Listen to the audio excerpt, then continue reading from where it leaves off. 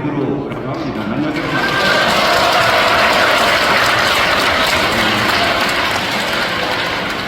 어느 신부가 대상 어디 가서 이렇게 환영받겠어요. 저희도 부반장 교육 올 때마다 환영해 주셔서 너무나 감사드립니다. 늘 부족하고 좀 모자란 강의지만 이렇게 기쁜 마음으로 들어주시는 분들께 너무나 감사드리고, 그런 분들을 위해서 오늘도 준비를 좀 잘 해오려고 많이 노력을 했었어요. 왜냐하면 여러분들도 시간을 봉헌하셔서 여기 오신 거잖아요. 저도 봉헌해 주신 여러분들을 위해서 제 시간을 봉헌해서 더 채워드리려고 해요. 그래서 우리 서로의 시간이 채워지는 이 시간에 잘 들으셔서 각 구역과 소공동체로 가셔서 나눔을 좀 잘 해주셨으면 좋겠어요. 제가 오늘 준비한 이 교재는 여러분들 교재 안 받으셨죠? 네. 그 교재가 이번 주에 나온대요. 세상에 공부하라 그래놓고 교재를 읽게 주는 게 어딨어요. 저도 교재를 못 받아갖고 너무 당황스러워 준비를 어떻게 해야 되나 라고 생각을 했다가 교구에 전화를 해보니까 1강을 미리 보내줬다 그러더라고요. 찾아보니까 PPT로 있었어요. 그래서 그거를 제가 보고 정리해서 여러분들이 보실 수 있게끔 이렇게 PPT로 다 만들어 왔어요. 교재를 잘라 붙여갖고 이렇게 만들어 왔으니까요. 교재랑 똑같아요. 있는 내용이. 그래서 여러분들 강의 들으시면 제가 이제 중요한 거는 여러분들이 각 구역에 돌아가셔서 하실 나눔 주제들이잖아요. 나눔이 중요하시잖아요. 근데 이제 거기 있는 여기 나와 있는 주제만으로는 나눔을 하기가 좀 가끔은 좀 어려울 때가 있어요. 그래서 여러분들이 좀 쉽게 나눌 수 있게끔 그 지문들을 몇 개 만들어서 붙여놨어요. 그래서 그 지문이 나오면 사진을 찍어 두셨다가 그 강의, 여러분이 각자 돌아가셔서 구역 가는 강의를 하실 때 그 질문을 가지고 각 구역에 있는 반원이랑 구역원들한테 그 질문을 던지고 답을 듣는 시간을 보내셨으면 좋겠습니다.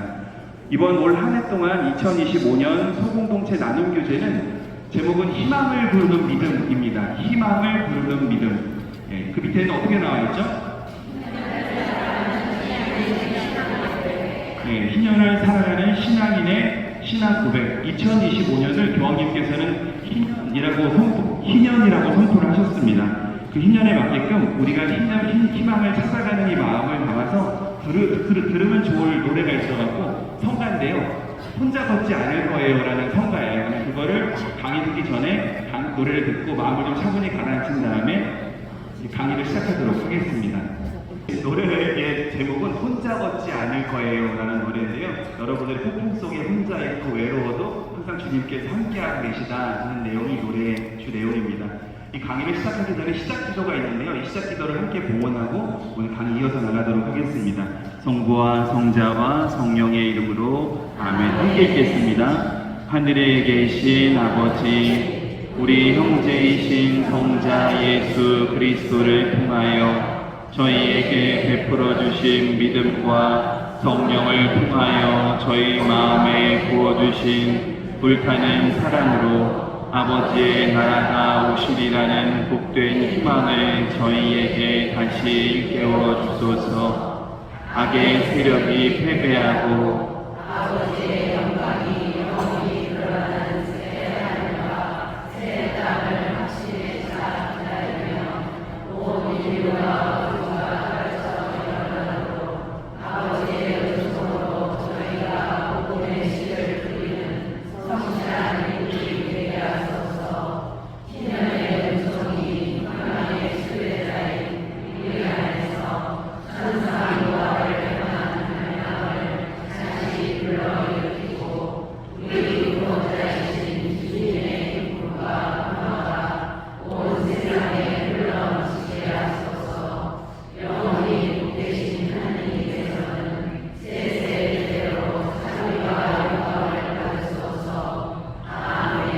성부와 성자와 성령의 이름으로 아멘. 여러분들 구역에서 이렇게 시작 기도를 하시고 난 다음에 내용을 들어가는데요.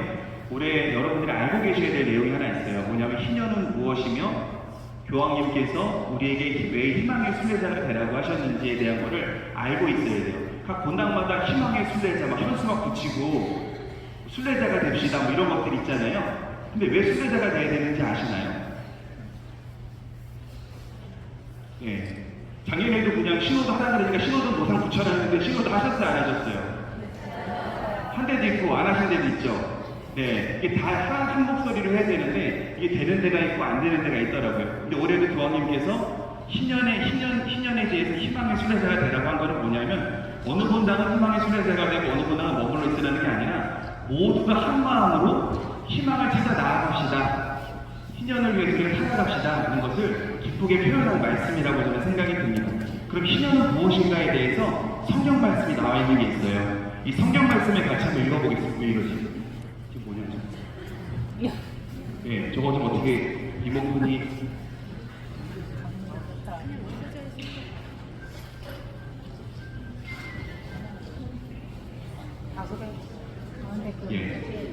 어떠세요? 예, 우선 성경 같이 읽어볼게요. 너희는 안식년을 7번, 곧 7회를 7번 헤아려라. 그러면 안식년이 7번 지나 49회가 된다. 그 7째 달 초열흘날 곧 속죄일에 나팔 소리가 크게 울려라. 너희가 사는 온 땅에 울려라.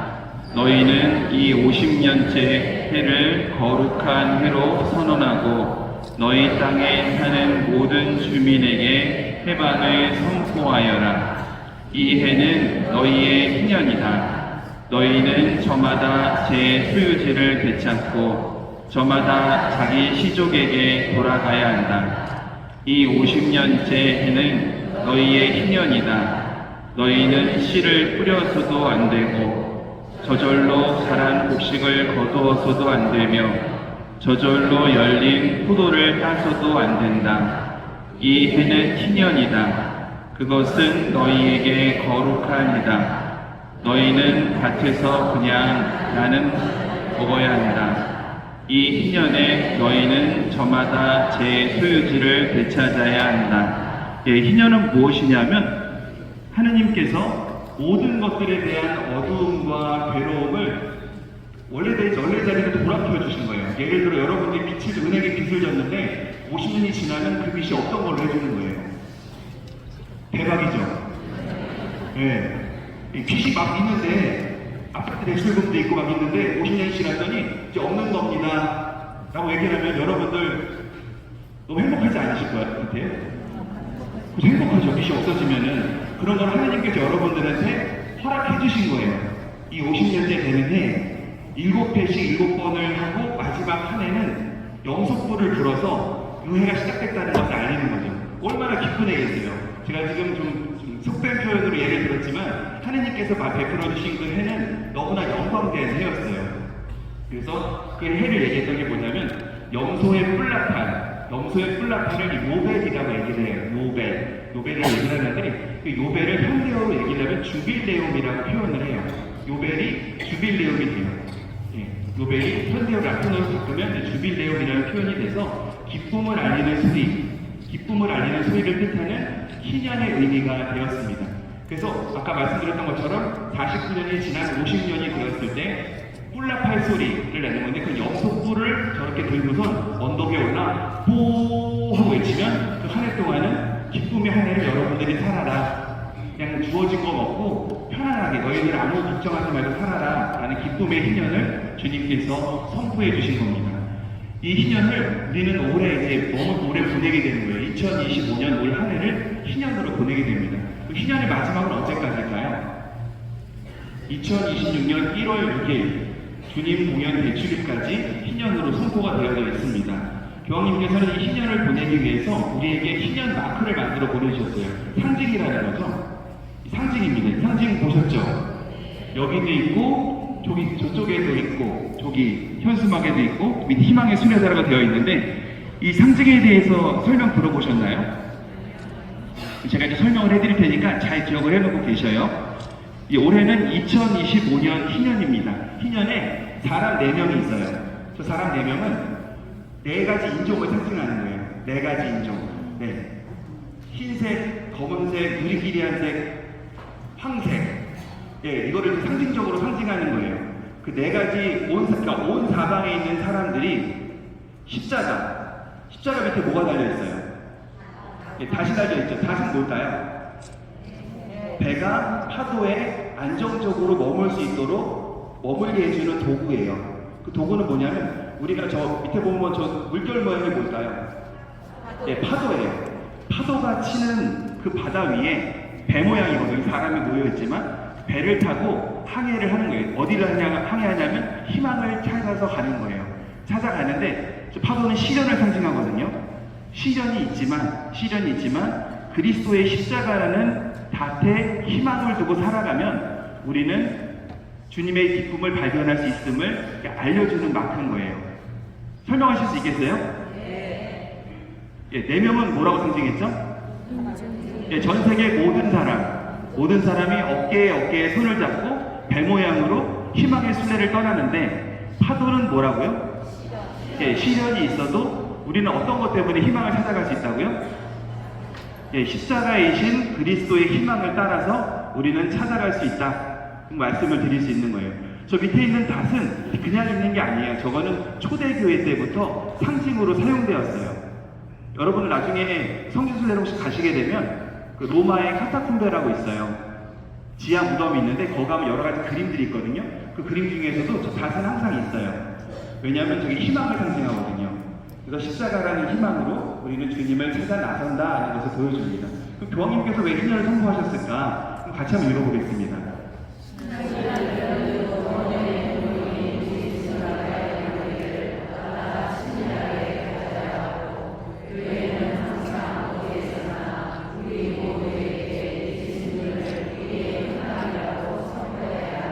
네, 교황님께서는 교황이 되시기 전부터 추기경 때 주교 때부터 항상 우리로 하여금 희망을 찾아 나서야 됩니다 라고 말씀을 하셨어요.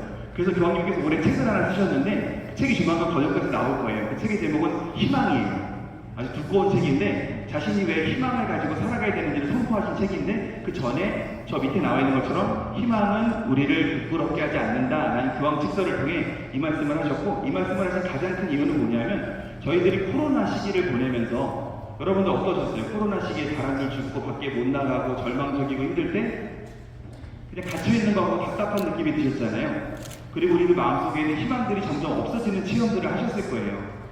교황님께서는 그 상황을 보시고 우리들이 그 코로나 상황을 이기고 주님을 향해 나아가는 희망을 찾아갔으면 하는 마음으로 이 희망의 해를 올해 또 선포를 하셨습니다.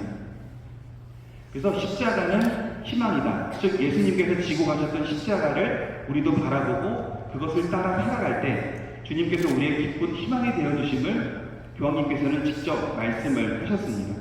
그럼 2025년 소공동체 나눔교제의 기획 의도가 있대요. 기획 의도. 그것을 보니까요. 같이 한번 읽어볼까요?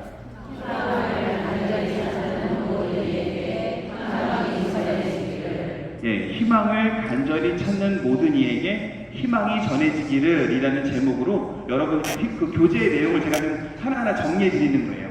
그 안에 내용이 뭐냐면 희망은 우리를 부끄럽게 하지 않습니다 라는 교황 직서 안에서 희망은 그냥 머물러 있는 것이 아니라 여러분들이 찾아 나서야 되는 거예요. 예, 희망은 찾아 나서야 되는데 누구와 함께 찾아 나서야 될까요? 예, 예수님과 하느님과 성령님과 함께 희망을 기쁘게 찾아 나서기를 주님께서 간절히 바라시면서 교황님을 통해 이 말씀을 선포하셨고, 올 한 해 2025년 소공동체 교제의 주 제목 기획 의도는 우리가 희망을 찾아 나갈 수 있는 내용이 될 수 있기를 하는 마음으로 준비했습니다. 같이 읽어볼까요? 즉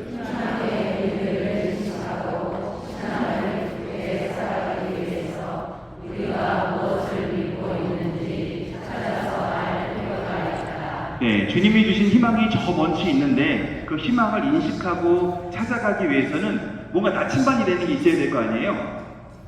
아닌가요? 여러분 운전할 때 못 키고 가세요. 요즘은 내비게이션 없으면 어디 갈 수 있어요? 없어요? 못 가잖아요. 네, 그것처럼 우리도 뭔가 신앙의 내비게이션이 필요한데 주님께서 주신 우리 신앙의 내비게이션 기도문에도 있어요. 뭘까요? 네, 강론 끝나고 주일 강론 끝나고 함께 기도하는 뭘까요? 아무것도 안 해요? 예, 사도신경. 예, 사도신경. 우리의 신앙 고백인 사도신경을 토대로 이 교재는 준비가 되어져 있습니다. 여러분들 사도신경 다 외우시죠? 네. 무시해서 그러는 게 아니에요. 예, 예. 사도신경의 시작은 어떻게 시작해요? 네, 맞아요. 전능하신 천주성부, 즉 하느님으로부터 시작해서 예수님, 성령님, 사도, 교회, 일치 이렇게 쭉 연결이 돼요. 이게 사도신경의 주 내용이고, 여러분들 세례 받으셨을 때 우리가 고백하는 건 뭐예요? 사도신경을 주로 고백하잖아요. 그리고 교리교재도 사도신경으로 되어 있는 게 많이 있어요. 그래서 사도신경을 통해서 이 교재를 이어나간다는 것이 이 교재의 목표입니다. 그래서 여러분들이 올해 이 교재만으로 공부를 하셔도 신앙 재교육이 되는 거예요, 자동적으로. 예. 그래서 각 돌아가셔서 구역이랑 단원들과 함께 나는 교리를 함께 해본다는 마음으로 하셔도 좋을 것 같아요. 첫 번째 과, 저희들이 함께 할 과는 뭐냐면 저는 믿나이다 입니다. 저는 믿나이다. 누가 믿는다고요? 예, 내가 믿어야 돼요. 신앙은 내가 믿어야 누가 믿게 해주는 게 아니에요. 여러분들 모두 내가 믿어서 이 교리를, 신앙을 얻기 위해서 이 자리에 오신 거지 누가 가라 그래서 오신 거 아니잖아요. 대답이 왜 그러세요? 금방 신부님이 가라 그래서 오신 거예요? 여러분들이 원해서 오신 거죠? 예, 감사합니다. 대답하게 해주시고. 네. 그래서 이 과의 목표를 한번 같이 읽어보겠습니다.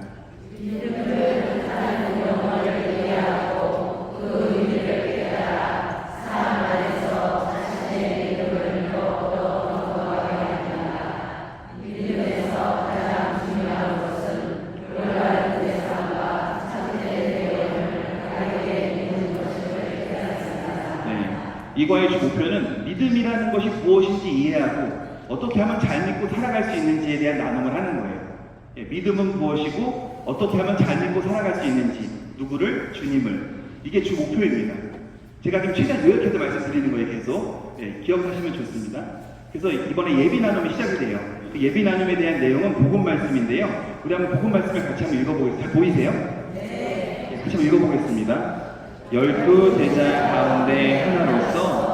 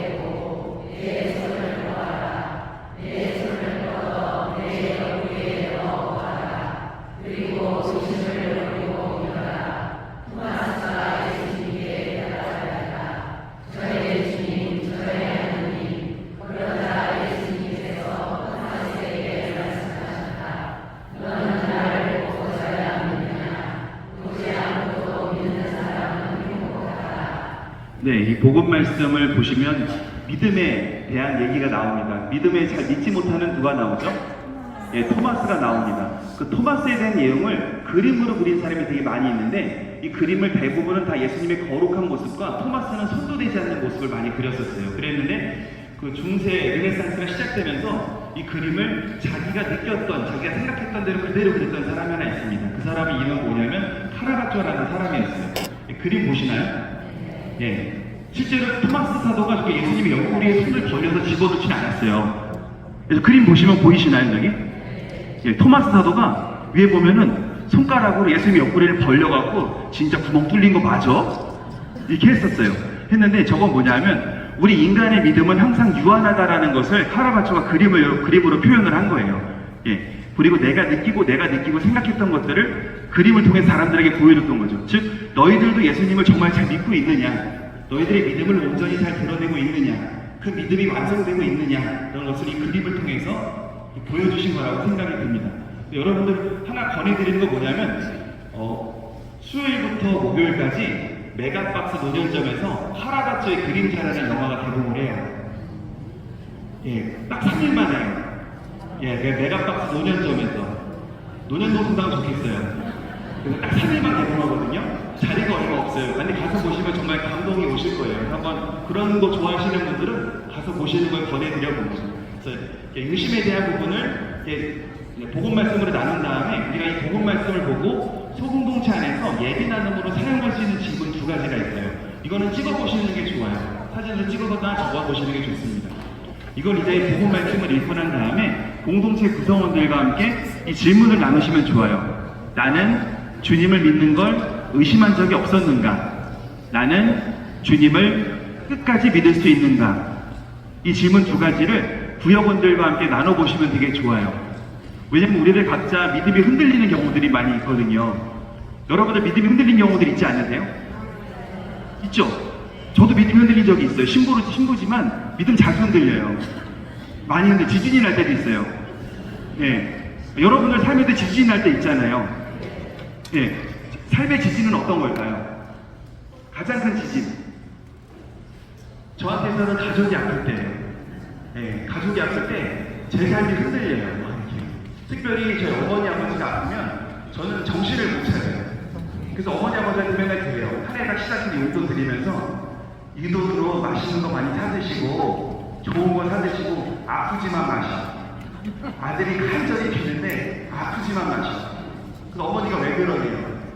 어머니 아버지가 아프면 내가 내 사는 거에 집중할 수가 없어요. 예, 그 말씀을 제가 드리거든요. 부모님한테. 근데 그렇게 말을 해도 저희 아버지는 항상 아파요. 저희 아버지가 젊었을 때 화가 나면 항상 말씀이 있었어요. 아유, 얘 죽어버려야지. 내가 죽어야지 조용하지. 이 말을 입버릇처럼 하셨어요. 그랬는데 이게 하나님이 참 신기한 게 저희 아버지를 통해서 뭘 입으실지 모르겠는데 저희 아버지가 60대 내내 뇌 부정맥이 생겨서 뇌를 수술하셨어요. 그리고 수술하고 난 다음에 65세에는 가슴 수술을 또 하셨어요. 그리고 70이 되셨을 때 대장암 수술을 또 하셨어요. 그래서 저희 아버지 맨날 목욕탕 둘이 가거든요. 그럼 제가 아버지한테 맨날 그래요. 아버지 요거는 60에 한 방, 요거는 65에 한 방 이렇게 말씀을 드리는데 아버지가 이제 수술실에 들어갈 때마다 정말 간절히 기도했었어요. 주님, 저희 아버지 당신 손에 맡기니 좀 이끌어 주십시오라고 말씀을 드렸는데 아버지가 수술을 다 거듭 하다 보니까 지금 아버지 항암부 다 끝나셨거든요. 항암부 다 끝나시고 지금은 좀 건강하셔서 아버지가 맨날 그 와중에서도 맨날 그 말씀을 하세요. 제가 이제 병원에서 건강검진 한 보름 정도 해드렸거든요. 했는데 아버지가 맨날 그래요. 요즘 이제 건강하시니까 그 말씀을 하시는 거예요. 야, 내가 살려고 했으니까 산 건 네가 살려준 거냐? 야, 내가 밥을 먹었으니까 산 거야. 내가 죽으려고 했으면 죽었어. 내가 사람들한테 아이고 살려줬더니 보따리 되더라. 말씀을 하시거든요.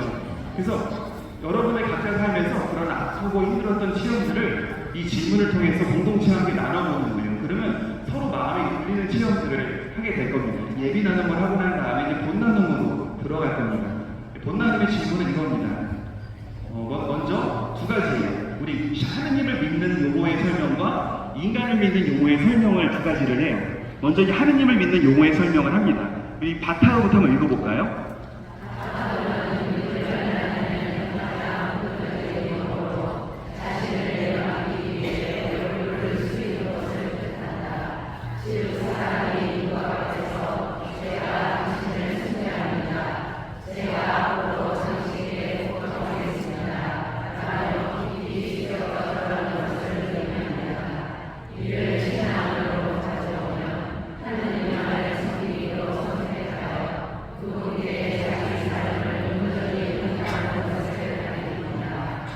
네. 여기까지만 읽으시면 되고요. 여러분들 거룩한 시도도 할 때 어떻게 하시는지 주님께서 여러분과 함께 또 한 사제 함께 할 때 본당에 보면 노상 고개 숙이시는 분 계시는 이렇게 있어요 없어요? 있잖아요. 그게 뭐냐면 주님 앞에 나의 믿음을 드러냅니다 라는 신앙의 표지 중에 하나예요. 그거를 이제 히브리어로 얘기하면 바타흐라고 얘기를 합니다. 바타흐라는 용어를 제일 표현을 쉽게 하는 게 인사를 하는 거예요. 이 인사는 누구한테 하냐면 우리가 하나님한테 하는 거잖아요. 미사자는 거는. 그 하느님께 나의 믿음을 행동으로 드러내는 것도 있고 그 말씀을 바타흐라는 말씀으로 증거하는 것도 있습니다. 이 바타흐라는 용어는 누구를 향해서 하는 거라고요? 하느님을 향해서 하는 용어입니다. 하느님을 향해서 하는 용어. 그 다음으로는 다음 용어 요구했습니다. 반면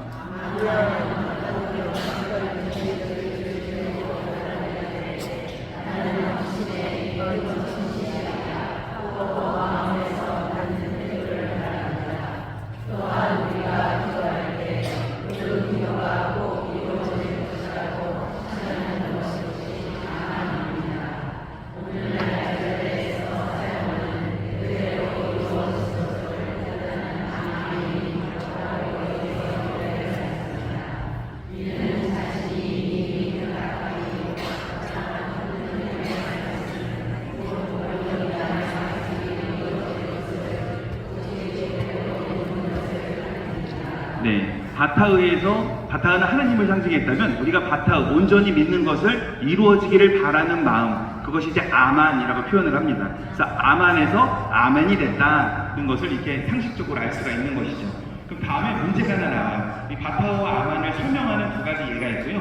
바타흐는 모든 인간적인 의탁의 신앙의 형태, 인간이 신에게 전적으로 내맡기는 신앙, 주님 모든 것 당신 뜻대로 하소서라고 내어드리는 마음이고요. 밑에 있는 불편심이라는 단어는 제가 이제 그거를 읽고 정리한 건데, 이곳에도 저곳에도 치우치지 않고 주님께서 이루어 주시는 대로 받아들이는 마음, 그리고 불편심이라고 얘기를 합니다.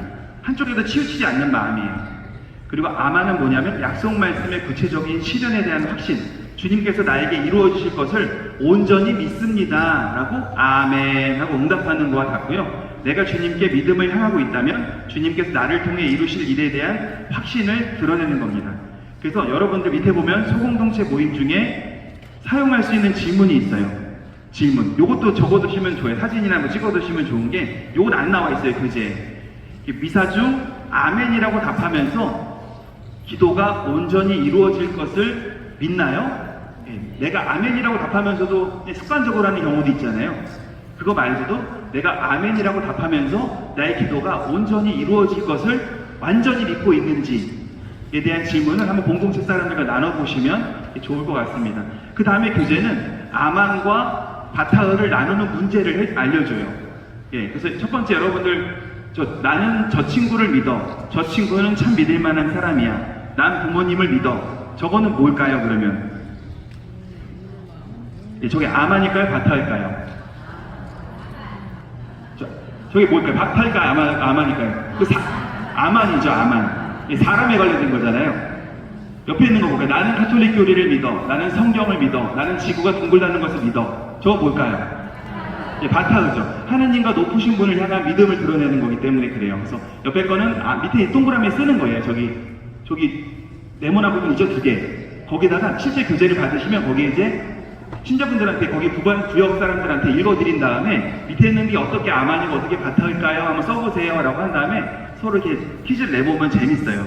내신 다음에 소공동체 모임 중에 사용할 수 있는 질문, 나는 주님을 믿어. 이것은 바타흐와 아만 중 어떤 걸까요? 라는 거 여러분들께 물어보시고 저 밑에 써보시면 돼요. 네. 이해되셨죠? 그리고 다음 질문으로 넘어갑니다.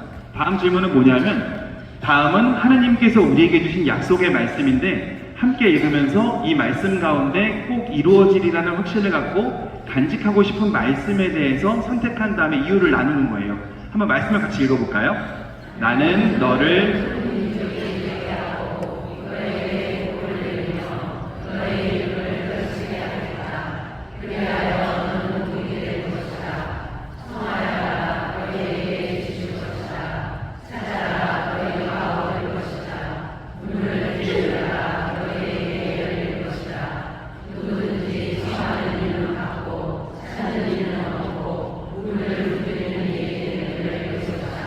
우리의 믿음을 드러내고 믿음을 확인할 수 있는 성경 구절 3가지인데, 여러분들이 구역 모임에서 이 구절을 읽고 함께 나눌 때는 내가 어떤 말씀을 선택했는지 말을 하고 각자의 체험을 드러낼 수 있는 것들을 물어보시면 돼요.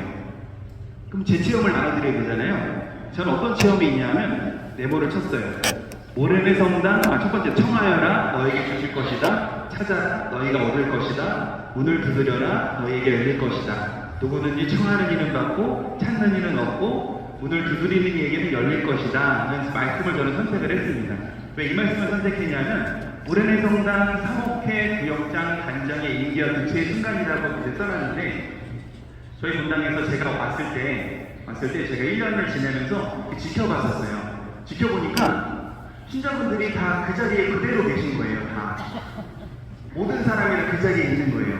특별히 제가 2022년도에 구역 모임을 구반장 신년들 행사할 때 왔었어요. 왔는데 이쪽에 구월동 성당 신자분들이 앉아 계시는, 구역장에 관해서 앉아 계시잖아요. 여기 지금 앉아 계시는 거예요. 이렇게 앉아 계시는데 저분들이 시부님 안녕하세요 그러시고 제가 너무 반가웠는데 이 말이 먼저 나왔어요. 왜 아직도 계세요?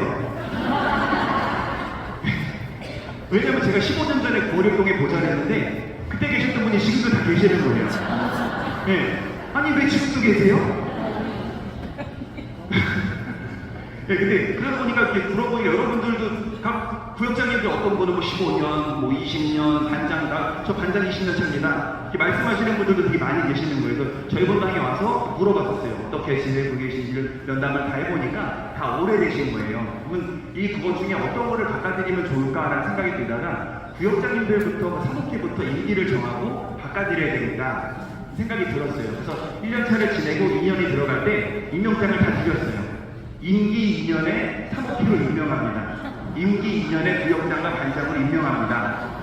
하고 임명장을 드렸어요. 근데 할 때 좀 겁났어요. 아, 이게 될까 정말? 내가 큰 도전을 하는 게 아닐까? 욕이나 먹지 않을까? 이런 생각이 들었어요. 결론적으로 반장님들은 많이 바꾸지는 못했어요. 대신에 사목회와 구역장님들은 거의 다 바꿨어요. 바꿨는데 면담할 때 너무나 힘이 들었어요. 왜냐하면 도와주세요 하고 얘기를 하면 뭐라 그럴까요? 예? 못해요 말하면 다행이죠. 이사 갈 거래요, 자꾸. 아니, 집이 몇 개나 있는 거 도대체. 집이 많은가 봐요. 이사 이렇게 갈 거래요, 도대체. 이사를 갈 거. 남 얘기 아니에요. 여러분들 다 똑같이 얘기하시는 분들 많이 있어요. 신부님 얘기하면 다 신부님이 도와주세요. 그러고 저 이사 갈 거예요. 시키면. 못 할 거예요. 저 직장 다니야 돼요. 저 바빠요. 힘들어요. 애들 봐야 돼요.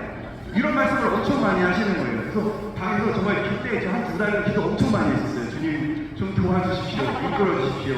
완성해 주십시오. 라고 말씀을 하셨어요. 그러고서 한 번 한 번 불러서 뭐 얼른 기도하고 담배 기도하고 말씀을 드리고 하면서 그냥 보니까 제가 보니까 불쌍해서 도와주신 것 같아요. 신부가. 그냥 열심히 하려고 그러니까 불쌍해서 도와주신 것 같긴 한데 그렇게 마음을 청하고 의탁하고 함께 하다 보니까 구역장님들은 거의 다 바뀌었어요. 아니, 다 바뀌셨어요. 예, 구역장님들은 다 바뀌고, 그래서 사목회도 거의 다 바꿨어요. 다 바꿔서, 제가 있는 동안에, 또 다음 신부님이 어떻게 될지 모르지만, 저는 제가 있는 동안에는 2년의 임기로 다 한 번씩 바꿔드리려고 해요.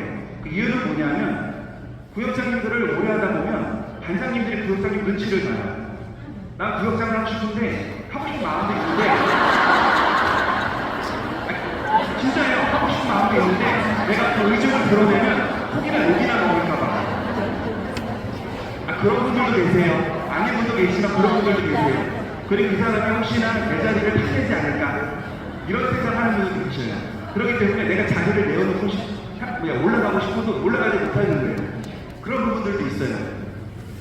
아니라고 자꾸 얘기하시는데 긍정적으로 보니까 예, 그래서 그런 것들도 있어서 저희는 이제 구역장님들을 먼저 다 퇴임식을 시켜드리고 반장님을 중심으로 뽑긴 했었어요. 그래서 여러분들도 그때 같이 이렇게 청하고 받고 응답받는 과정들을 기도를 통해서 얻었고 주님께서 분명히 내가 우리들이 청하고 믿고 바라는 게 있다면 그런 것들을 사람들을 통해서 또 하나님을 통해서 이루어주실 건데 제가 한 가지 부탁드린 건 뭐냐면 신부님들이 부탁할 때 해주세요. 네, 자리 보고 발 뻗지 마시고 자리 보지 말고 발 좀 뻗어주세요. 이렇게. 왜냐면 나 저 신부님 때문에 아무것도 안 할 거야. 네, 난 저 신부님 가만할 거야. 그러지 마시고 그냥 우리가 사람의 일을 하는 게 아니잖아요. 뭐 누구의 일을 하는 거예요? 이분은 얘기하는 정작 해야 될 때는 자꾸 사람의 일을 하고 계셔요.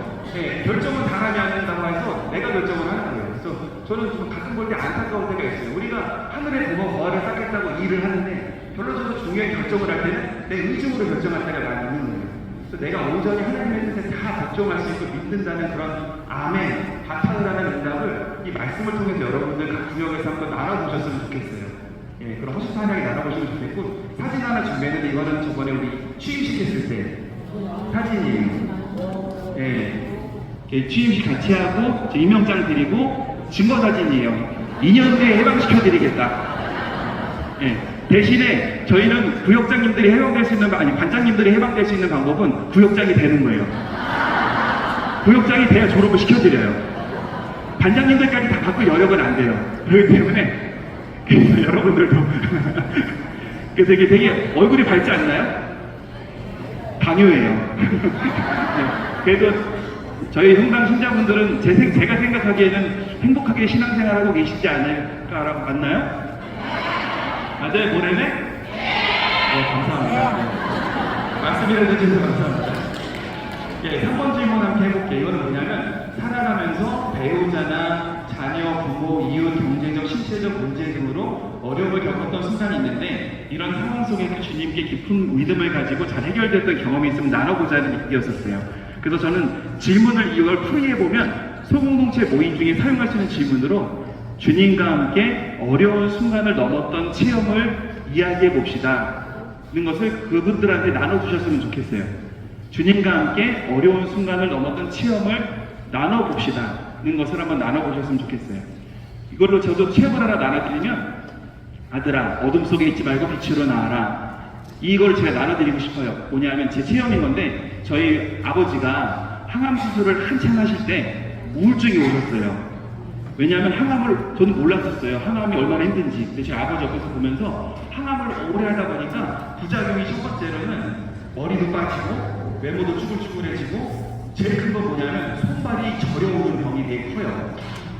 손발이 저려서 무거운 것, 아니 뜨거운 것도 못 잡고 차가운 것도 못 잡고 그리고 발에 스폰지가 붙어있는 것 같아서 강아지 양말 신겨오는 것처럼 이번 아버지 이렇게 걸으시더라고요. 아버지가. 예, 그래서 아버지 왜 그러셔? 그랬더니 다리에 감각이 없대요. 그래서 아버지가 우울증이 오셔갖고 힘들어하셨는데 어느 날 제가 집에 갔더니 어머니가 그러더라고요. 네 아버지가 목욕탕 갔다 오더니 아침부터 울고 있다고 하루 종일 울고 있다는 거예요. 내가 아버지한테 어머니 나가라는 다음에 아버지 앉혀놓고 얘기했어요. 아버지 뭐 슬픈 일 있어? 그러니까 아버지가 슬픈 게 아니라 기뻐서 울었대요. 그래서 뭐가 그렇게 기뻤어? 그러니까 아버지가 눈물을 막 탁독 같은 눈물을 막 뚝뚝 흘리시면서 말씀을 하시는 거예요. 꿈속에서 꿈을 꿨는데 꿈속에서 음성이 들렸대요. 음성이 아들아 소리가 들렸대요. 그래서 아버지가 왜요? 그랬대요. 왜요? 그랬더니 저기 쪽에 빛이 이렇게 환한 빛이 있더래요. 자기가 어두운 방에 있는데 환한 빛이 쭉 뻗더니 자기를 감싸주더래요. 그랬더니 아버지가 고개를 돌리니까 음성이 딱 부르더래요. 아들아 어둠 속에 있지 말고 빛으로 나와서 나와 함께하자. 근데 그 말씀을 듣고서 눈물이 하늘이 나더래요. 그냥 무슨 수도꼭지 튼 것처럼 계속 나더래요. 그래서 아버지는 그 이후 본인이 맨날 죽겠다고 하셔놓고서 지금 새벽 4시반에 날 운동하세요. 네. 나가서 살아야 되겠대, 자기가. 왜냐면 하느님이 살려주셨대요. 나가서 아들은 하느님 목소리 한 번도 못 들었는데, 그래서 아버지가 낫다. 그 말씀을 하셨어요. 그래서 여러분들도 각자 삶의 자리에서 뒤에 있는 것처럼 주님과 함께 어려운 순간을 넘겼던 체험들을 한 번씩 나눠보셨으면 좋겠어요. 그게 여러분들 공동체를 상당히 끈끈하게 만들어주는 체험을 하게 될 거라고 저는 생각이 듭니다. 그 다음으로는 우리가 믿음을 어떻게 믿어야 되는가, 정말 잘 믿을 수 있는가에 대한 질문으로 넘어가라. 뭐냐면 믿음에서 무엇보다 중요한 것은 올바른 대상과 참된 내용을 바르게 믿는 건데 다음 믿음 물음에 따라 나눠놓은 거예요. 이건 이제 사다리 연결하는 거예요. 첫 번째로는 하나님 대신에 다른 신 또는 잡신과 우상을 섬기는 것은 무엇일까요? 역시 남동지구 구역장 과장님들은 아주 명석하십니다. 두 번째, 하느님이 계신 줄 모르고 하느님 없이 사는 것. 역시 불신입니다. 마지막, 세상의 삶을 등한시하고 사람의 도리와 상식에 어긋나는 생활을 하며 지나치게 빠져있는 것. 네, 광신 맞습니다. 제가 여러분들 모두에게 선물을 드릴게요. 본당에 가셔서 성체조배 1시간 무료 이용권을 드리겠습니다. 아셔서 열심히 성체조배 하시고 믿음을 극복하시면 좋을 것 같습니다. 이렇게 불신과 미신과 광신에 대한 것을 부여분들과 나눠보신 다음에 다음은 그림으로 선택하는 것이 있어요. 우리 주변에 흔히 접할 수 있는 것들인데 첫 번째로는 점치는 집, 별자리 운세, 타로점, 사주 카페. 여러분들 이런 거 보신 적 있으세요? 거짓말. 예, 요즘 그런 게 많이 있어요. 유튜브 보시죠? 보시는 분도 있고 안 보시는 분도 계시는데 유튜브라는 게 참 신기한 게 알고리즘이라는 게 있어서 내가 뭘 하나 누르면 연속해서 딱딱딱딱 떠요. 제가 신기했던 체험을 하나 해드릴게요. 2025년 신년 제 종소리를 딱 눌렀더니 그 다음에 뭐가 나온지 아세요? 2025년 원숭이끼리 운세가 나왔어요. 제가 봤을까요? 안 봤을까요? 안 봤어요. 아니 어차피 우리 하느님마다 잘 될 텐데 봐서 뭐예요? 네, 제가 하는 뭐든지 하느님마다 잘 될 거예요. 네, 잘 될 건데 제가 봐서 뭐예요? 그래서 이제 근데 신기한 건 뭐냐면 그게 보고 보다 보면 무슨 애기 동자, 뭐 무슨 장군님 이런 거지만 연결이 돼요. 예. 근데 나도 모르게 보게 돼 이렇게 눌러보게 되고 또 스님 나오면 스님 얘기도 듣게 되고 또 스님 얘기 휘말리게 되고 그러면서 하나님 말씀을 등한시하게 돼요. 예. 우리 제 스님 얘기 많이 듣면서 어떤 스님 많이 들어요? 예, 법륜, 뚜렷하게 예, 법륜 스님 얘기 많이 듣잖아요. 증문즉설. 저도 해드릴 수 있어요. 여러분들 질문을 제가 답해드릴 수 있어요. 시원하게 드릴 수 있어요. 그러니까 저는 성경에 비교해서 말씀을 드려요. 그래서 법륜 스님은 삶에서 말씀을 해주시잖아요. 집착을 끊으십시오. 끊어버리세요. 아들과 절연하세요. 이런 말씀 하시잖아요. 그게 당신의 영혼을 살리는 겁니다. 이렇게 말씀을 하시는데 그거는 내가 그냥 개인적인 구도자일 때 나로서 없어질 때 필요한 얘기인 거지 그게 중요한 얘기는 아닙니다. 우리는 모든 해석을 성경을 중심으로 해야 되는 신앙인인 거예요. 그렇기 때문에 이 말씀에 이런 거에 취해 계시지 말고 하나님 말씀을 찾아서 읽어보시라는 말씀을 드려봅니다. 그래서 이들에 대한 평소에 나의 생각은 어떤지에 대한 보기를 통해서 나눠볼 수가 있는데 이 질문들에 대한 풀이가 밑에 거예요. 여러분들 이것도 사진 찍어두시면 좋아요. 제가 활용한 모던의 교재 내용입니다. 소공동체 모임 중 사용할 수 있는 질문으로서 미신행에 빠졌던 경험이 있으면 한번 나눠보시는 거예요. 구역원들이랑 같이 각자 한 번씩은 다 있어요. 뭐 집 이사 갈 때, 아이들 결혼할 때, 뭐 누가 아플 때, 뭐 하는 일마다 다 안 될 때 이럴 때 나도 모르게 찾아간 경험들이 있으실 거예요. 그런 것들을 나누시다 보면 내가 왜 하나님의 말씀을 중요하게 생각해야 되는지를 생각해 보실 수 있는 좋은 시간일 거라고 생각이 듭니다. 우리가 왜 미신을 믿지 말아야 되는지에 대해서 한국 카톨릭 교회교리에서 한국 주교회에서 영상을 만든 게 있어요. 한번 보여드리도록 할게요.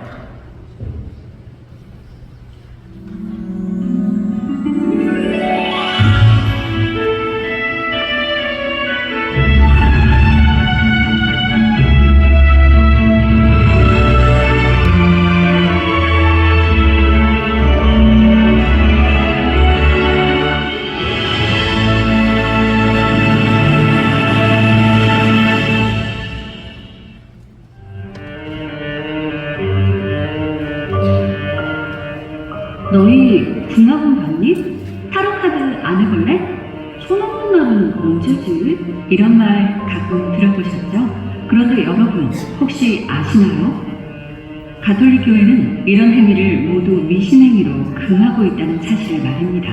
그냥 재미로 몇 번 봤는데 정말 그렇게 하면 안 되는 건가요? 네, 정말 안 됩니다. 우리가 비록 잘 모르고 혹은 일종의 풍습인 줄 알고 남이 하는 대로 따라했다고 하더라도 그건 분명히 미신 행위입니다. 그럼 우리가 부지불식간에 빠질 수 있는 미신 행위에는 어떤 것들이 있을까요? 잠시 함께 살펴보도록 하겠습니다. 먼저 미신이란 아무런 근거도 없는 것을 맹목적으로 믿는 걸 말합니다. 미신 행위는 신앙적으로 10계명의 첫 번째 계명인 한 분이신 하느님을 흠숭하여라를 정면으로 거스르는 행위입니다. 사람들이 자주 빠지는 미신 행위로는 먼저 하느님이 아닌 다른 신을 믿는 우상 숭배를 들 수 있습니다. 우상 숭배는 잡신이나 마귀, 악마를 숭배하는 것을 말하는데요. 모든 형태의 점술 행위가 여기에 해당합니다. 점 봐주는 사람을 찾아가 올해의 운세를 물어보거나 미래의 어떤 일에 대해 물어보는 일, 사주를 보러 가서 앞날의 일을 알아보거나 결혼 전 궁합을 보는 일, 이사하기 좋은 날을 찾거나 사주에 맞춰 아이의 이름을 짓는 일. 사람은 단 한 번 지상에서 살고 하느님께 돌아가는 것임에도 불구하고 전생을 궁금해하며 점쟁이를 찾아가는 일도 모두 우상 숭배입니다. 이런 우상 숭배 뒤에는 하느님을 배제하고 시간과 역사, 운명까지 지배하려고 하는 인간의 욕망이 감추어져 있습니다. 하지만 그리스도인의 올바른 자세는 미래에 대한 불건전한 호기심을 버리고 하느님께 모두 맡겨드리는 것입니다. 하느님만이 우리의 미래를 계획하시고 관장하시는 분이기 때문입니다. 다음으로 사람들이 자주 빠지는 미신행위는 잘못된 방법으로 하느님을 공경하는 것입니다. 이 역시 하느님의 첫 번째 계명을 거스르는 것인데요. 불경이라고도 합니다. 불경이란 하느님을 시험하거나 하느님을 함부로 보는 신성 모독 행위를 말합니다. 하느님을 시험하는 건 하느님의 능력을 두고 어떤 효과를 바라는 말이나 행동을 하는 것입니다.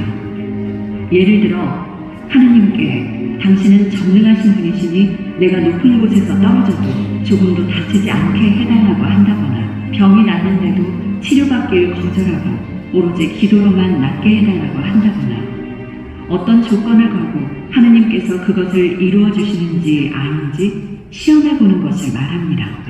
또 하느님을 함부로 보고 하느님께 함부로 하는 신성 모독 행위는 성사나 전례 그리고 하느님께 봉헌된 사람이나 물건, 장소를 모욕하거나 부당하게 취급하는 것도 포함합니다. 특히 그리스도의 몸인 성체를 모독하는 행위는 무거운 죄가 됩니다. 그리스도의 몸인 성체는 지극한 공경의 대상이며 가톨릭 신앙의 핵심이기 때문입니다. 교회가 금하는 미신행위, 아는 만큼 피하고 모르는 만큼 빠져드는 거겠죠?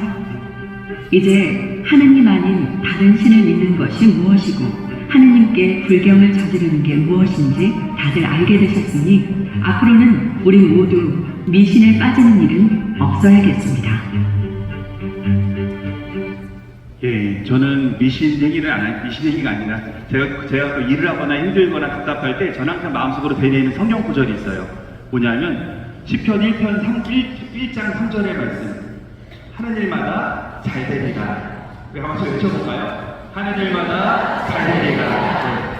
그 주님의 물가에 심겨서 열매 맺는 사람은 하는 일마다 잘 될 거라는 전제가 있는데 여러분들도 주님 안에서 뿌리를 내리고 기도하고 살아간다면 분명히 하나님마다 잘 될 거예요.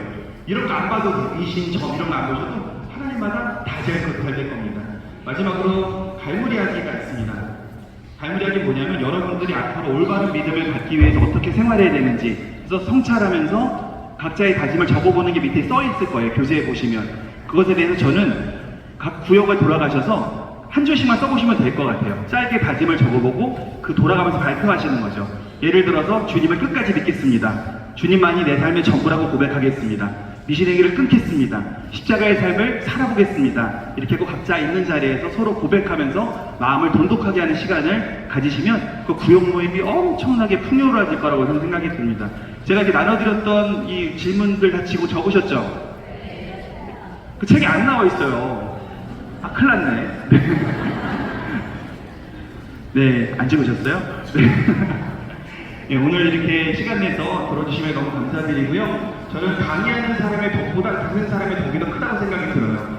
예, 신자분들 오늘 이렇게 구역장님, 반장님들 귀한 시간 내서 이 자리에 나와서 들어주신 말씀 너무나 감사드리고요. 각자의 자리에 돌아가셔서 각자 느끼셨던 이 말씀들을 녹여서 구역원들과 함께 나누셨으면 좋겠어요. 오늘 마지막으로 마친 기도로는 이 책에 나와 있는 복음화를 위한 기도로 하도록 하겠습니다. 예, 성부와 성자와 성령의 이름으로 아멘. 만민의 임금이신 주님